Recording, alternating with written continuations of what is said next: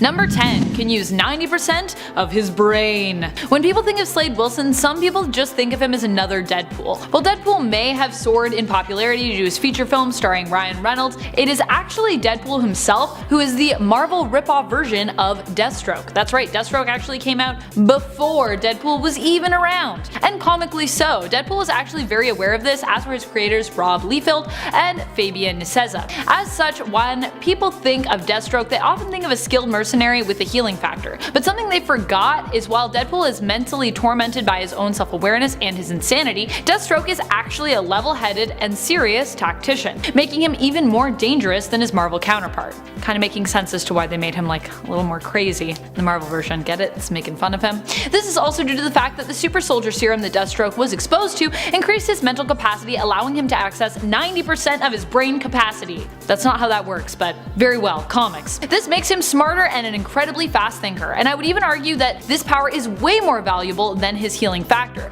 as it means he doesn't have to rely on it as much. And his healing factor isn't regeneration, so he can't just like make new limbs or anything. It's just a healing factor, okay? Number 9, Master Tactician. Beyond having an enhanced brain, even before he was exposed to the super soldier serum, Slade Wilson was known as a brilliant military officer. He could easily pick up skills and was a quick learner. And he's always followed his own strict moral code and shown himself to be very disciplined. Combine this with his enhanced brain and you get a Master Tactician.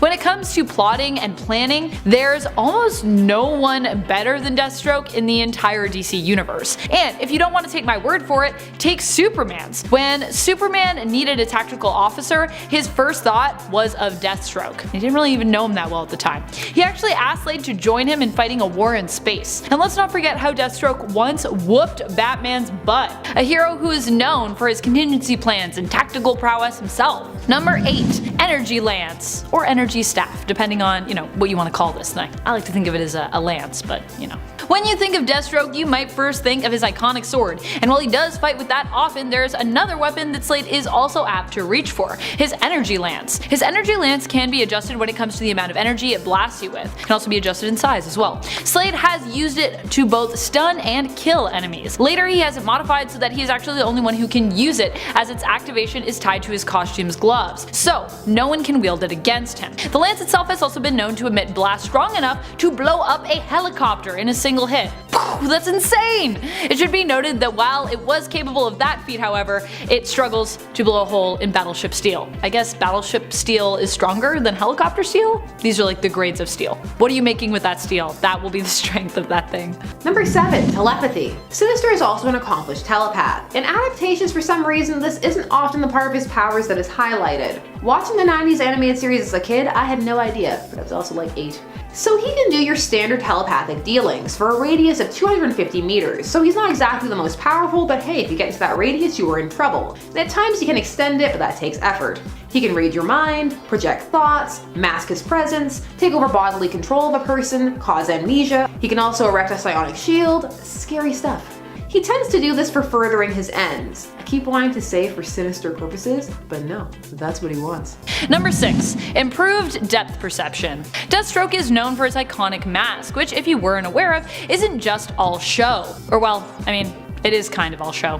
Slade is very proud of the fact that he lost his eye and can still be an insanely skilled fighter and marksman without it. To show off this fact, his mask only has one eye hole. He actually lost his eye when his wife shot it out. She meant to kill him, but instead shot out his eye. After he let their son, Joseph's throat get slit. Watch out, you'll shoot your eye out with that. In fact, later when Deathstroke found himself de-aged and with his lost eye miraculously re-healed in return, he actually found it more challenging. He had been used to compensating for so long that his depth perception had actually become almost enhanced from not having a second eye. In the end, he gruesomely removed this second eye, but even while he had it, he often preferred to cover up his one eye to make it easier for him to fight. So you'll notice he still wears the same mask even though he had 2 eyes. But then he was like, nah, don't like it. That's how good his depth perception is without both eyes. He'd rather just go one eye all the time. Deathstroke the Cyclops, we should call him. Number 5, Adamantium Enhanced. Like his heroic counterpart, Sabretooth has also had his skeleton altered and enhanced with adamantium. Once Apocalypse did this to him, and another time, the re-established Weapon X was behind it. This of course makes Sabretooth even more durable than he was previously, and when Weapon X altered him, they actually also improved more than just his skeleton, making him stronger and also increasing his healing factor as well. However, Sabretooth is also susceptible to adamantium poisoning, and as a result, it also sometimes weakens his healing factor, as his healing factor then has to work to stave off the poison, making him somewhat weaker overall as a result. Number 4. Flight. While Deathstroke can't fly alone by himself, he has some super useful tech that makes this possible. One of the most principal of which is his Icon suit. The suit was invented by his friend Dr. Icon, also known as Dave Isherwood. When Dr. Icon first gave the prototype suit to Wilson, he actually kind of just tossed it in the back of his locker, kind of just like dismissing it. But when the final version came into his hands, he decided to start utilizing that. The suit is powered via the user's own kinetic energy that they give off while wearing and moving in it. It uses this kinetic energy to shield itself, able to protect itself from small projectiles through fist-size barriers. So if you like throw a punch or if you try to shoot him, not gonna work. Deathstroke even had the suit modded to include rocket boots, so he could also use it to fly around. Unfortunately, these rocket boots were so heavy that they slowed him down dramatically, so he really only used them for one issue in Deathstroke Volume 4. You can see that in issue 6. Still, a flying Deathstroke sounds pretty terrifying. And he also kind of got depowered because Jericho had the original suits and then he could like depower his dad, but anyways, go read issue 6. Why am I telling you about it? Just read it. Number 3. Energy projection. As if all of these powers weren't enough, Mr. Sinister can also fire energy blasts from his hands, also known as concussive blasts. These blasts can be so strong that they can match Cyclops' optic blasts, which are known to be incredibly powerful. So Sinister can do some serious damage with these blasts, so if you're going up against Sinister, you're just gonna get attacked on all fronts. Telepathically, physically, probably emotionally, it's not gonna be a good time. Number 2. Speed Force. During Rebirth, we saw Deathstroke gain the Speed Force using his Icon suit, which allowed him to tap into and access the Speed Force and basically become a speedster himself. He was looking to use the Speed Force to travel back in time and save his son Grant from dying, confronting both Wally Wests in his attempt to help him do so. Though eventually he just seized the Speed Force for himself, and he actually also used this change to make an even bigger change to his image. At least, that's what he claimed, saying that he wanted to rebrand himself as a superhero. He even had his own like little cool team, making like his own like Teen Titans. Look at him go. You go, Deathstroke. Number 1. Unreadable movements. Cassandra Cain is known for being the reader of nonverbal cues within the DC universe. This also makes her an expert fighter when it comes to reading what someone is going to do next. She can sense when you're about to pull a punch, to charge her, to dodge her or retreat, but when she came up against Deathstroke, even her attuned senses failed her. She described Deathstroke's movements as a choir of voices. It's like there were too many options for what he'd do to make him readable. Any and all options appear plausible, making it impossible to sense just exactly what he'd do next in a fight, and making it hard to fight him in hand-to-hand combat. It's like the poker face of fighting. It's like he's like, I can do it all. I could go anywhere. I could be anything. I'm a tomato. Tomato, tomato. Number 10. Immortality. While this superpower hasn't been confirmed, I think after all this time we can assume it's highly possible without it having to be stated in the comics. If you haven't read anything X-Men or Mystique, you may not know that she has been alive for likely 200 plus years. She met her greatest love, the mutant Destiny, around the turn of the century when she already appeared to be a grown adult. The hard thing about Mystique though is because she can change her appearance, it's hard for us to determine just how old she is, and some have theorized that she could even be ancient in age. As her codename implies, she is a mysterious character. We don't even know if her assumed natural state and look are actually even natural. We may have never even yet seen Mystique's true face unchanged. She may not even have one. She may not even have been born a woman. Who knows? Mystery, mystery, mystery. Number 9. Deception and distraction. While it may not seem like a superpower, Mystique definitely makes it feel like one at the level she works at. She has deceived even those that most would deem undeceivable. At one point she was able to create a situation wherein a whole town was deceived into attacking Wolverine after she deceived him by making him kill an innocent woman who he thought was Mystique in disguise. She also was able to use her level of deception and distraction to delay fights in order to get the upper hand on her assailants, by often transforming into a little girl. While you would think many would know that Mystique was messing with them, especially because some of them actually saw her transform, she is so convincing as a helpless little girl that she is often able to use this to gain that upper hand, seemingly innocent until proving just why she is so deeply deadly. Number 8. Master Martial Artist. Dakin was trained by Cyber, aka Silas Burr, who currently goes by the alias of Hornet. Burr trained Dakin at the camp that he was placed in by Romulus after he'd been taken in by the villain following the accidental destruction of his adopted family by Dakin's own hands. Long story. This boot camp located in Canada was the same one his father, Wolverine, had trained at. Dakin was trained there for 9 months and was considered Burr's most promising student that he had ever trained. Dakin was then ordered by Romulus to destroy the camp and kill everyone within it. He complied, but as he was about to finish the job and kill Burr, Romulus appeared and ordered Dakin to spare Burr, whom he claimed he had plans for. It was this superior training that would later be key to Dakin's abilities to defeat skilled hand-to-hand combatants later in life, like the Punisher, whom he successfully defeated with his claws and fighting skills, despite the fact that Frank Castle was actually armed at the time. Yeah, he had like a bunch of guns. The fight ended with Dakin as the Dark Avengers Wolverine, decapitating and dismembering the Punisher. Number 7. Size altering. While Mystique may be able to change shape and size, this was originally limited to those who were around a similar build to her. Her powers in terms of changing shape were relatively limited when she first was introduced. Over time, however, Mystique has honed her shapeshifting power and has had more of her true potential unlocked. This happened during her time in the X-Men Forever comics when she saw her power level dramatically increased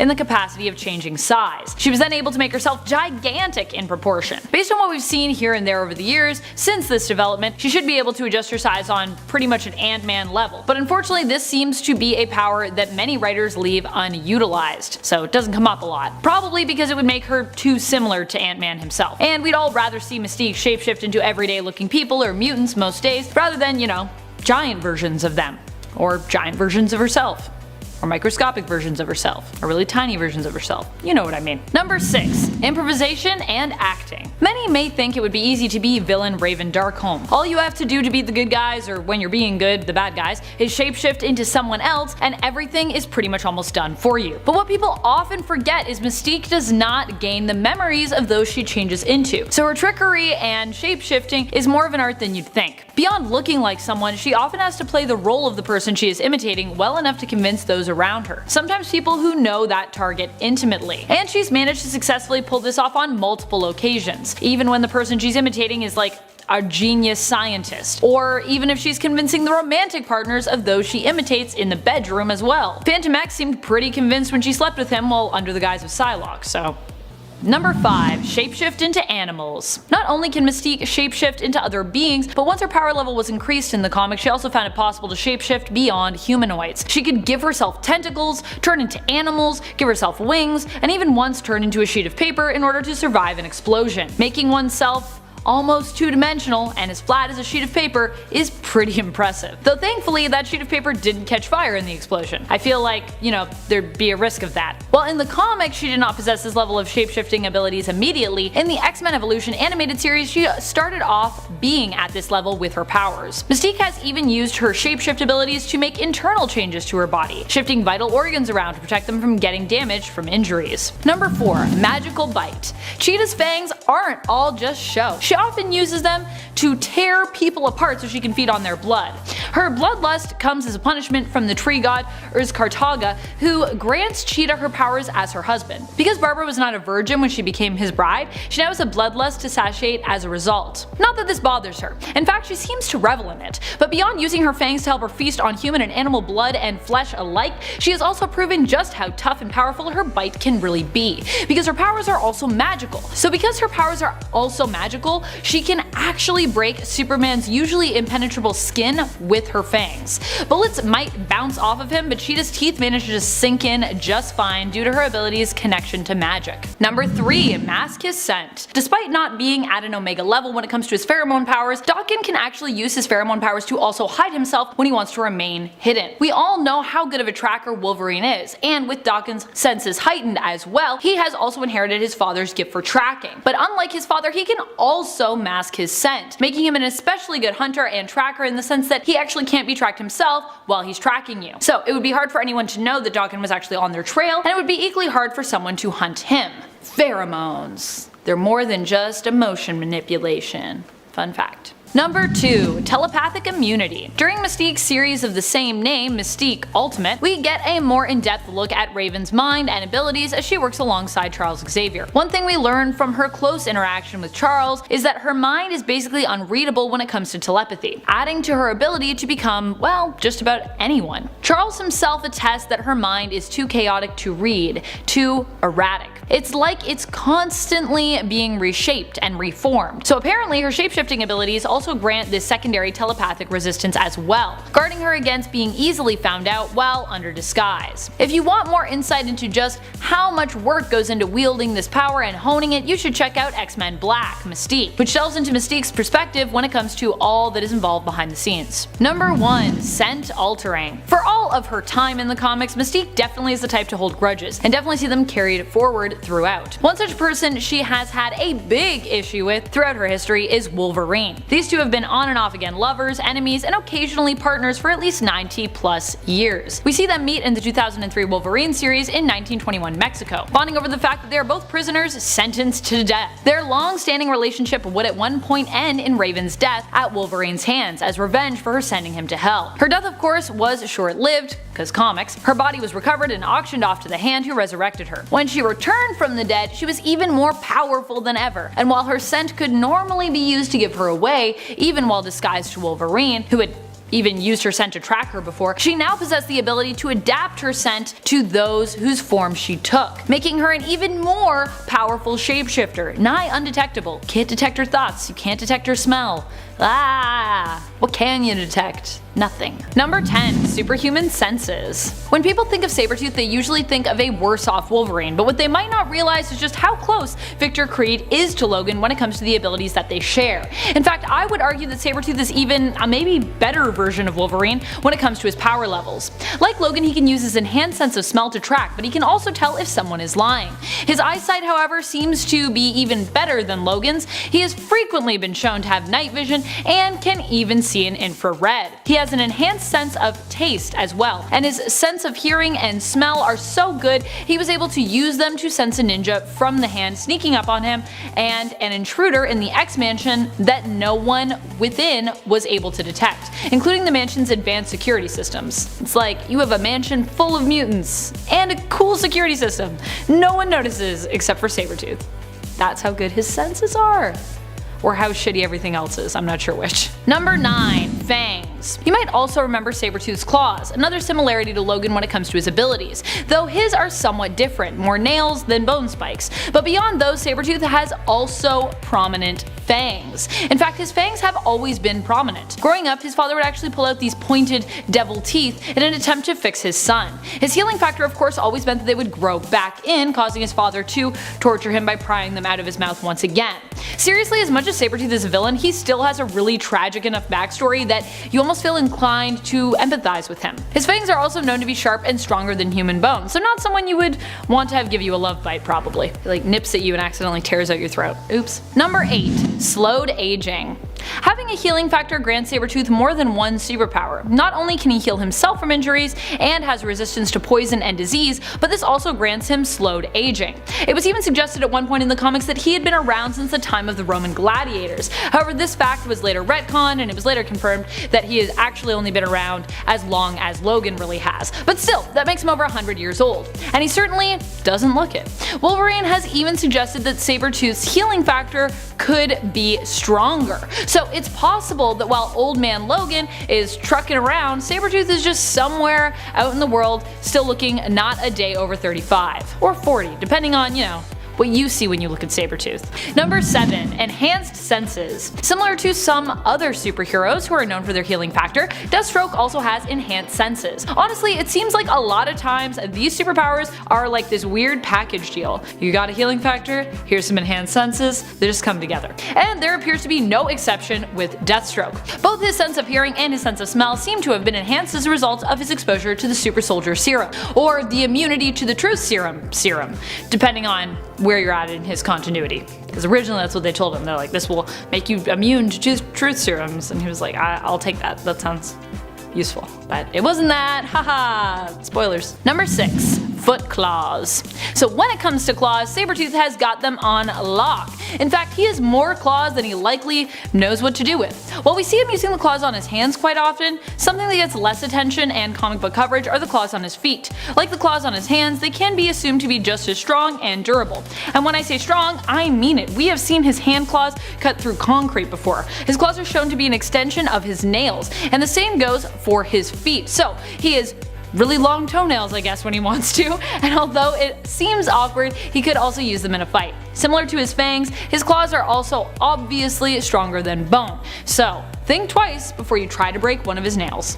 Number 5. Immortal. Sinister is for all intents and purposes functionally immortal. This is because of his healing ability that has made him immune to aging and disease. This is because the cells that are recreated are always younger, perfect cells. Not younger, still young, equally young. So why can he heal so well? Well, aside from the abilities he gained from the mutant courier, he has also been exposed very early on to the celestial technology utilized by Apocalypse, the same ones that Apocalypse got as a gift so that he could change the course of human history. Apocalypse has taken a particular interest in Essex because their interests and philosophies very much align. However, this is functional immortality because Sinister can die. He can be killed. It's just going to take a lot of prolonged, focused, concentrated damage to get there. Number 4. Strong survival instinct. One thing that has really made Victor stand out as both a character and a villain is his strong will to survive. His will to survive also makes him a bit of a loner as well, meaning that he is willing to betray just about anyone to ensure his survival. His teammates, his lovers, at the end of the day, Sabretooth is all about guaranteeing his own survival, going to any lengths to ensure this. This comes from years of suffering child abuse and experimentation, and has been drilled into him throughout many different training regimens and in training to become a skilled tactician. His ruthlessness when it comes to survival is also what likely allowed him to whoop Wolverine's butt so many times. Let's not forget that every time they tangled for the first 20 or so years, it was usually Sabretooth who came out on top. Victor even visits Logan yearly on his birthday just to kick his butt. True story. Wolverine's like, don't hang out with me because Sabretooth's gonna show up on my birthday, kick my butt, so he doesn't do a lot of parties. Although Wolverine probably wouldn't party a lot anyways. Likes to keep to himself too. Number 3. God Killer. Deathstroke was granted this weapon after he accepted a contract from Hephaestus to kill the Greek titan Lepettus. The God Killer is a near indestructible weapon that can repair itself once broken and can shapeshift into whatever form of weapon best suits its user. It also reaches out to enhance its user's creativity and mental capacity so that their fighting style and capability in wielding the weapon is improved. It can also absorb energy, redirecting any attack directed at it back to its assailant, but doubled in force. So it is not a weapon that you want to come up against. But it's alright because it got taken away from Deathstroke. Wah wah. Then he had to pull out his eyeball, because that's how that goes. You know how it goes. Number 2. Expert Marksman. Despite being more well known for his feral and brute strength fighting style, Sabretooth also maintains proficiency with firearms as well. He likely received his excellent targeting and weapon wielding skills from training with various groups including the CIA, Hydra, and even Weapon X. Heck, he was even a member of Nick Fury's Avengers team for a while in the 1950s. I'm sure he learned a fair amount about hitting a target there as well. Number 1. Power Cosmic. Victor Creed of Earth 295 was once a Herald of Galactus for a very short time. He was actually offered a permanent position as Herald, but he turned it down, returning the power cosmic to Galactus after helping to destroy the villainous Silver Surfer of Earth 552. This all went down in Exiles Volume 1, where Earth 295 Sabretooth himself served alongside that team of heroes, the Exiles. Number 10. Can control her tail separately. Basically, Cheetah's tail is like having another limb, and a long one at that. I know this might not sound like a super cool power, but just wait. Cheetah's tail isn't just used for agility and balance. She has also used it before to grab things away from her enemies, trip them up, knock them over, and strangle them. There's a lot of strangling that goes on with this tail, believe you me. And while a tail might seem easy to wrest your throat from, it turns out it's actually not that easy. Both Superman and Wonder Woman have struggled in its grasp before, fighting to get free of Barbara's strangle tail hold. What a move. I'll strangle you with my tail. The crazy part too is I feel like she always does it and then her hands are just like posing. Like there's not a lot of like I'll strangle you and then also blah, cut you. Number 9. Strength. People think of Barbara Minerva as Cheetah, they usually think of her agility, her stealth, and her speed, appropriately, as these are all things that cheetahs in nature are also known for. What people seem to forget is just how strong she is. Even writers seem to forget this when they make it possible for her to be beaten by Catwoman and Batman, who, let's be honest, are really not strong enough to tangle with her.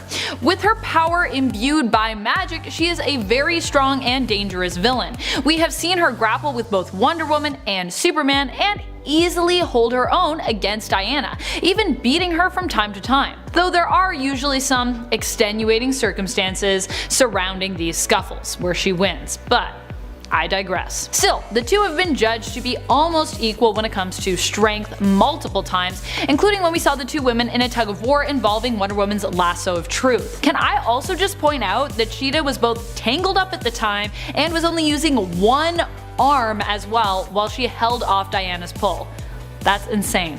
Like, Diana's like, got both arms. Cheetah's like, I got this, I'm fine. Number 8. Grows clothing. I feel like this is one we should all know about, but it's an easy one to forget as well. I constantly forget about it until I am grossly reminded that, oh yeah, all those clothes Mystique appears to be wearing are actually a part of her. This was a huge thing in the X-Men films, although in the Ultimate Universe this is actually very much not a thing. Mystique actually has to make sure that she has clothes, as she cannot like transform her body magically into clothes. What I've always wondered is when she takes off an article of clothing, like her jacket, does that mean she's like shedding skin?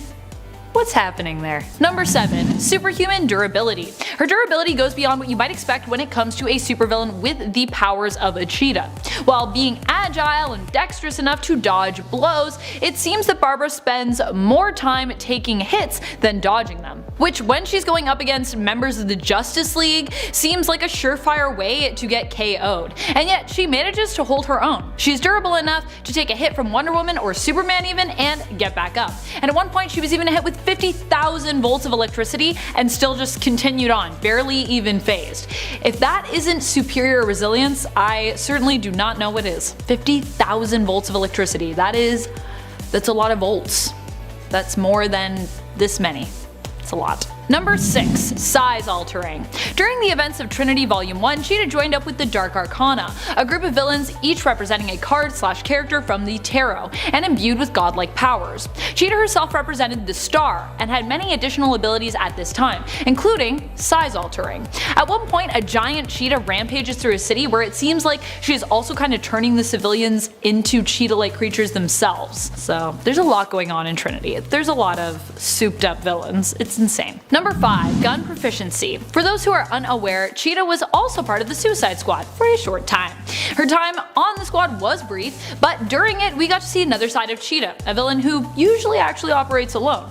We also got to see her working alongside a team, and we got to see her armed in a way that she isn't normally. Cheetah usually prefers hand-to-hand combat, fighting with her claws, her teeth, and her tail. But during her time on the squad, we also learned that she can do a much more than just tear you to bits with her bare hands. She can also mow you down with firearms as well. What? While it remains somewhat of a mystery as to how she acquired such skills with firearms during her time as an archaeologist, it's fair to assume that Waller may have loaned out someone to train up her squad in using various firearms, including Cheetah, making her even more deadly, and showing some growth since her introduction. I remember an issue where she actually just ran from gunfire. Well, I mean, she isn't running now. She's causing it. She's causing the gunfire. Number 4. Undetectable strike. You might have noticed that Dawkins seems to have a remarkable skill when it comes to landing blows on his enemies before they even seem to notice him. While he is pretty fast when it comes to his reflexes and reaction time, it turns out that the speed behind his attack doesn't actually have to do with super speed. Nah. It's more of a learned technique. While fighting Deadpool in Wolverine Origins, he explains to Wade just exactly how this apparent superpower works. It isn't about being invisible or being super fast, it's actually about simply being where his opponent can't see, coming at your opponent from a vantage point which they themselves can't anticipate. It's a pretty cool superpower, because he definitely hits people when like they do not see it coming at all. He's also done it when he seems to be in someone's line of sight, so I don't know what that means. I guess he's like knows where your eyes are. Number 3. Healing factor. While her healing factor isn't super powerful, it still exists. Let's not forget that Mystique's mutant powers allow her to change appearance, changing her body. By extension, she can also use the same power to heal non-lethal wounds wounds by closing them up. This ability does require a good amount of focus and energy on Mystique's part, however, which is why the idea of healing something more serious is so difficult. The injury itself would take energy and focus away from her. It has been stated before in the comics, but very rarely, leaving many to ponder on if her healing factor is really a thing, as it's not really super consistent. But for those who doubt, I'll remind you that Mystique is pretty old, and she isn't one to shy away from a fight, leaving us to believe that she must have a healing factor if she has been in physical fights more often than not during her lifespan. And I think we can all agree that she likely has. She's pretty much consistently fighting people. Number 2. God Killer. During Wonder Woman Volume 5, during the Year of the Villain story arc, we saw Cheetah wield the God Killer. This is a sword that can transform into any weapon its user sees fit. It is one of the only weapons powerful enough to kill a god. It can't be destroyed and can also absorb energy that is directed at it, dealing it back with double the force. In Wonder Woman, Cheetah uses the blade to kill Aphrodite, dealing one of the greatest blows to her foe Wonder Woman. Without Aphrodite, there is a lack of love in the world, which provides almost a lack of guidance and motivation to Wonder Woman, who often fights in the name of love. It kinda also makes her super depressed for a little bit, like she's losing her motivation, doesn't know why she's fighting, and this doesn't just threaten her, but it also affects the entire world, as the loss of love affects everybody. Number 1. Cursing Claws. Cheetah's fangs and claws aren't just deadly because they are sharp and can tear you apart, they have also been shown to curse those that they come in contact with, sometimes. In the New 52, we saw her use them to cast a magical curse on Superman, which transformed him into a ferocious, cheetah-like creature.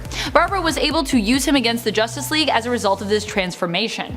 We also saw a version of Cheetah in Justice League Doom cause Wonder Woman some grief with her curse abilities. She didn't transform Wonder Woman into a cheetah, however, but she did cause her to hallucinate, making Wonder Woman see cheetahs at every turn, believing that innocent people around her were actually the ferocious spotted creatures themselves known as cheetahs. She's like, is that a person? It's a cheetah. Number 10. Shape-shifting / molecular control. Sinister, through the absorption of abilities held by a mutant named Courier, can now manipulate his structure down to a molecular level. Molecular. Hard to say some days. While he is most often shown using this ability to regenerate, he can also use it to great effect when it comes to shape-shifting. Sinister could really modify his appearance to whatever he chose, so that design is a choice. He likes it. He feels it's terrifying. I mean, terrifying no. Off-putting and memorable 100%. Plus, it's creative, really shows what you can do when you modify yourself. Tassels. Built-in tassels for life. Also sexy lady clones, because why not? I mean, go hard or go home. Number 9. Teleport. Sinister can teleport. This has been shown on many occasions. However, when it comes to this ability, there is a little bit of a mystery behind it. It is unclear whether this is a mutant ability he has added to his repertoire or some form of technology that he has integrated onto his person. Beast believes it is achieved through technology that he has in his headquarters, which are specifically Tesseract headquarters. But it's still kinda up in the air. Either way, at times Mr. Sinister can teleport, so watch out. Number 8. Stamina. Sinister has superhuman stamina, which on the surface may not seem like anything to write home about. Seems like an ability that for many characters, hero or villain, is just par for the course. However, in Sinister's case, how he has achieved it is pretty interesting. Also, does anybody else just like saying his actual name? Nathaniel Essex. Good name. So before he had given himself the abilities he has, Essex was trying to modify himself to peak human condition, which he would decide was the mutant form, and the next step in human evolution. So he managed to make his body produce less fatigue toxins, so he is able to assert himself at peak capacity for far longer than your average human. Number 7. Enhanced Stamina.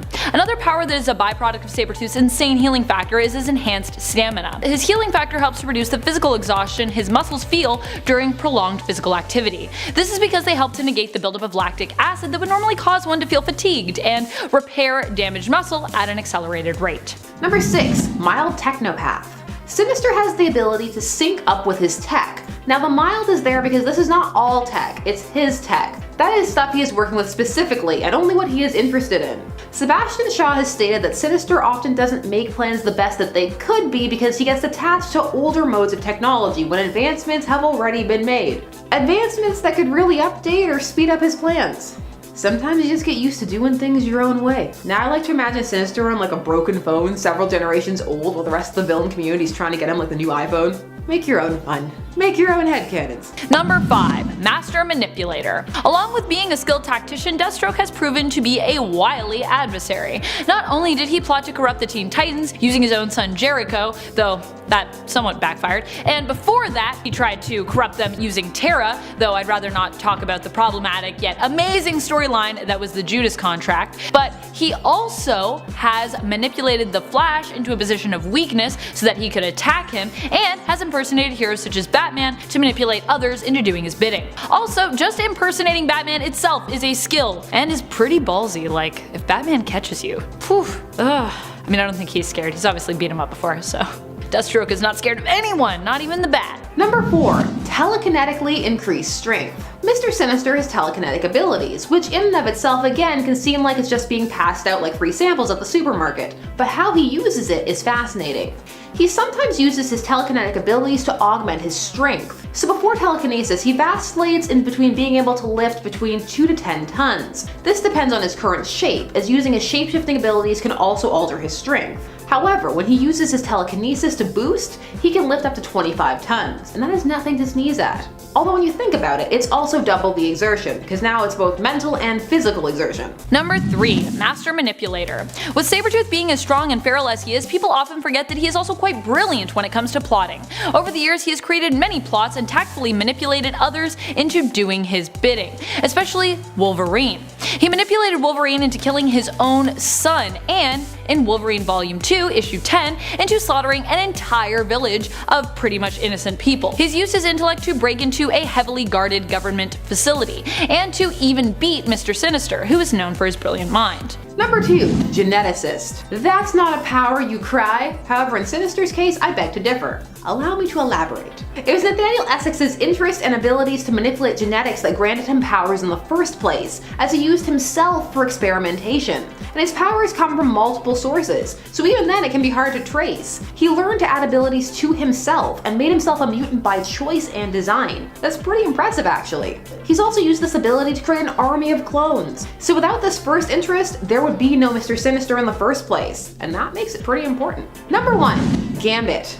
Now, Sinister has a complicated relationship with several mutants, but one prominent one is Gambit. He's also taken samples from Gambit to add to himself. Sinister is also the person who performed surgery on Gambit to make his powers easier to control, and prevent him from reaching his new son Omega level potential. And for a brief period, Sinister showed that he can use a combination of his skills to completely masquerade as someone else, transforming into Gambit and back in front of him. Horrifying, terrifying stuff. It shows how confident he is that he doesn't rely on such tactics, often preferring to walk around with his flamboyant villain look. Which, I mean, come on, again, tassels. Number 10. Slowed aging. Despite being born in 1946 to his parents Logan and Wolverine's wife Itsu, Daken barely looks a day over 25. In reality, he is almost mid-70s, but he certainly doesn't look it. This seems like an obvious power in truth. I mean, Wolverine obviously is over 100 years old, so shouldn't surprise us that his son is also almost ancient. However, we also all think of Daken as being Wolverine's son, and therefore just think of him as being like super young, like being the younger Wolverine. I actually forgot myself just how old he is when I was writing this list. So just because he looks and often acts quite young doesn't mean that he is. It is likely that his lifespan will echo that of his father, meaning that he'll likely live well beyond 100. Who's ready for the Old Man Daken series? I bet he'll still be as sassy and broody as he is now. Probably also still look 25. He'll just be like 25 with white hair. Number 9. Built-in MURAMASA blade. The MURAMASA blade is known for its exceptionally devastating properties. It can cancel out the regeneration or healing factor of those it comes into contact with, and is tough enough to cut through adamantium. Basically, it's the blade you want if you're going to fight with Wolverine. In Daken's case though, he wanted to use it in a fight against Romulus. He ended up getting a piece of the blade following a fight against Cyclops and the X-Men. Cyclops had been guarding the blade at the time. Once he had it in his possession, Daken took the blade to the Tinkerer with the purpose of having it melted down and attached to his claws. More specifically, his one wrist claw. Of course, this needed to be a delicate procedure, given that Daken himself could be harmed by the metal of the blade, because you know, he's also got a healing factor. As such, the MURAMASA was not properly anchored to Daken's claws, because it was kind of a rushed job, and because it's kind of a hard job to do. Meaning that when Wolverine came after Daken to stop him, it was easier for him to do so. Wolverine broke both of Daken's arms and was able to remove the built-in MURAMASA blade from him. Daken also gets his arms broken a lot. Still, it was pretty insane for a few issues when Daken had the power of the MURAMASA blade literally embedded in him, or rather sort of like on him. Number 8. Speed. Force? Wait a minute.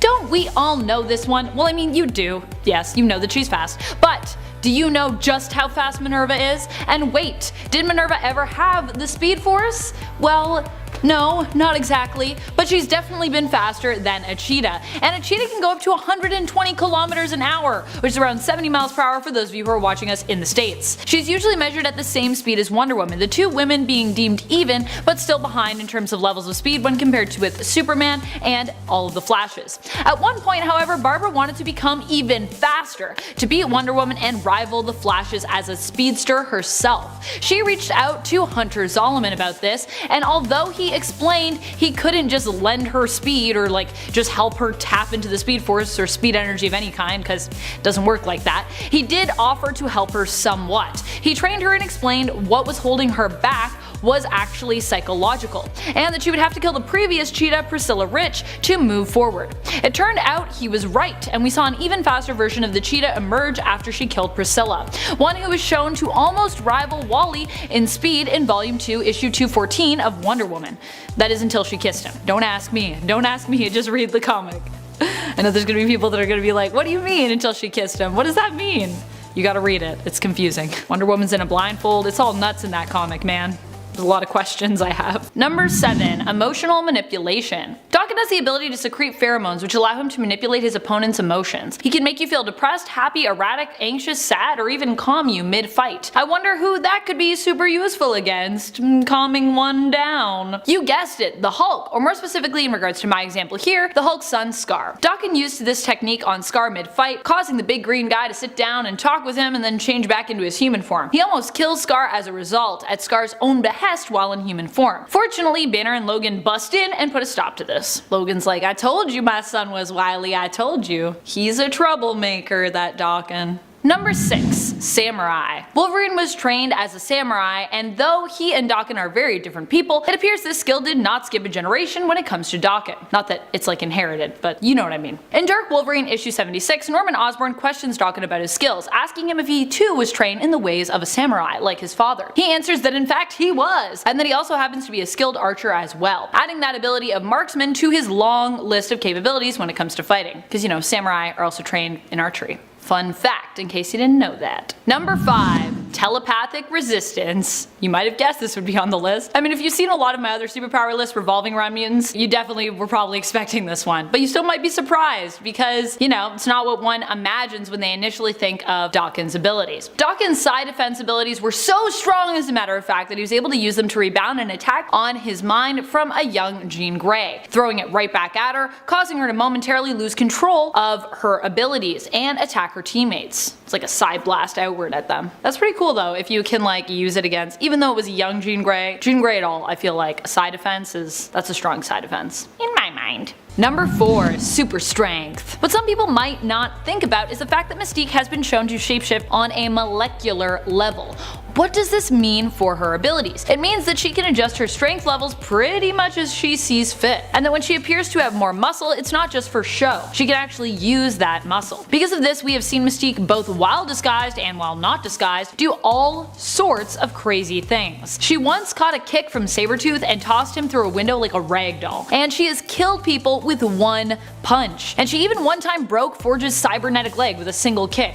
Ouch. Number 3. Flight. Back to the Trinity event, as I said earlier, Cheetah was granted a great many additional powers as a result of this event. Another one that proved useful was her power of flight. It's weird, but even the idea of a flying cat without Cheetah's insane bloodthirst and strength or any of that just kind of terrifies me. It's already frightening enough when your cat pounces on your toes in the middle of the night. Imagine if it could just launch itself onto you out of midair at any time. Ugh. We see Cheetah flying around with her fellow Dark Arcana pals a few times in Trinity Volume 1. Also seeing her pal around and link up with Joker is another terrifying image we get from this series. Yeah, Joker's there too, and he's also crazy powerful. Number 2. Energy Claws. Energy Claws. While Daken was the Horseman of Death, he was granted some bonus powers from the Celestial Death Seed, which resurrected him. Oh yeah, before he was the Horseman of Death, he died. Better yet, it was Wolverine who killed him. Yeah, I think he drowned him in a puddle actually. I know, it's pretty surprising. A lot of family drama between those two. One of the powers the Death Seed granted Daken was Enhanced Claws. The best way to describe them is Energy Claws. They were imbued with some kind of dark, necrotic, or celestial energy, and his new Energy Claws appeared to be more durable and allow him to infect others with the energy that they emit. Weirder still, sometimes they still kind of show up. He sometimes still has Energy Claws. It's really random though. Number 1. Master Manipulator. Beyond being the king of sass, an insanely skilled fighter, and being armed with his claws, healing, and pheromone powers, Docket is also an evil genius. He's manipulated some of the best and even double-crossed those who thought they had his loyalty, proving that Docket is always out for himself, taking what he wants when he wants it with no apologies to anyone that he has to manipulate in order to get his way. Such a bad boy. Such a bad boy. He has manipulated Norman Osborn, outsmarted Reed Richards, and even used the Fantastic Four, Avengers, and X-Men in a play against one another. When it comes to devious plans, Docket proves time and time again in the comics why he's just simply one of the best. Also, you know, if you're like double-crossing Norman Osborn, you're just like, I don't know, you're like a master manipulator. You don't mess with Norman Osborn. Unless you're Spider-Man.